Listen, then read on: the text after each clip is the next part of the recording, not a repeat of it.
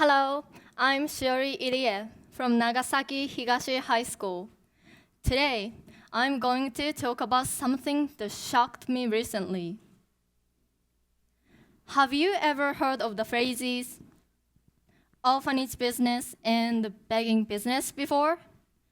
Orphanage and begging.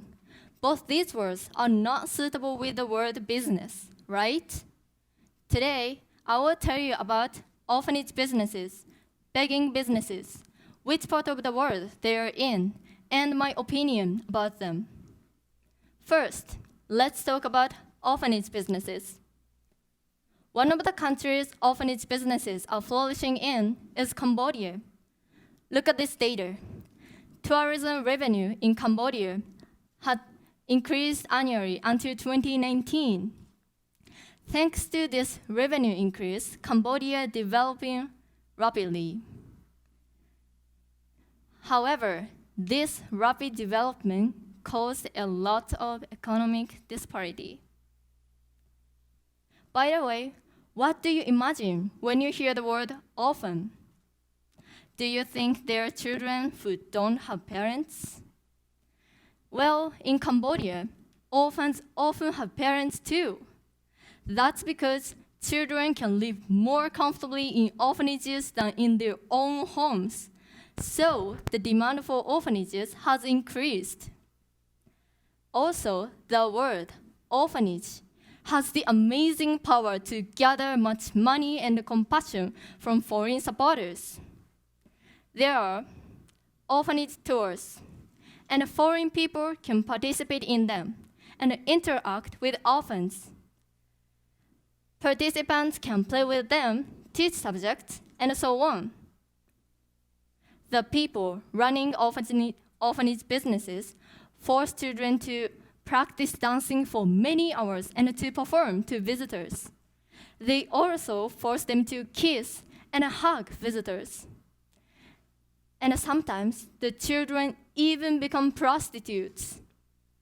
Some orphanages force children to wear rags and tatters and to act out their poverty. All these actions are to gain sympathy and get money from foreign people. In my opinion, orphanages are not sightseeing spots or places for entertainment. What if foreign people came to your school frequently with cameras and they didn't have teachers' licenses or even knew the language they came to teach you? Don't you think it would disturb you and rob you of your precious studying time? One could argue that volunteers are important to orphanages, and that not every orphanage runs as a business. But we need to get accurate knowledge and reevaluate our approach to overseas volunteers. Next, begging businesses. Did you know that there are more than 10 million street children in India? I will talk about these children. First, there are 3 types of begging children. The first type are children who have been separated from their parents. The second type are children who are forced to beg by their parents. And the last type are children who work in a kind of organization. These organizations are sometimes supported by mafia groups. It is a fact that poor children tend to get money easier. Sadly, the children often forced to lose their eyesight or get their arms or legs or even both amputated on purpose. If we gave these children money, then it will be spent by these mafia groups. Look at these children. Know these children. Many of you would think, what the mafia is doing is terrible. I thought so too.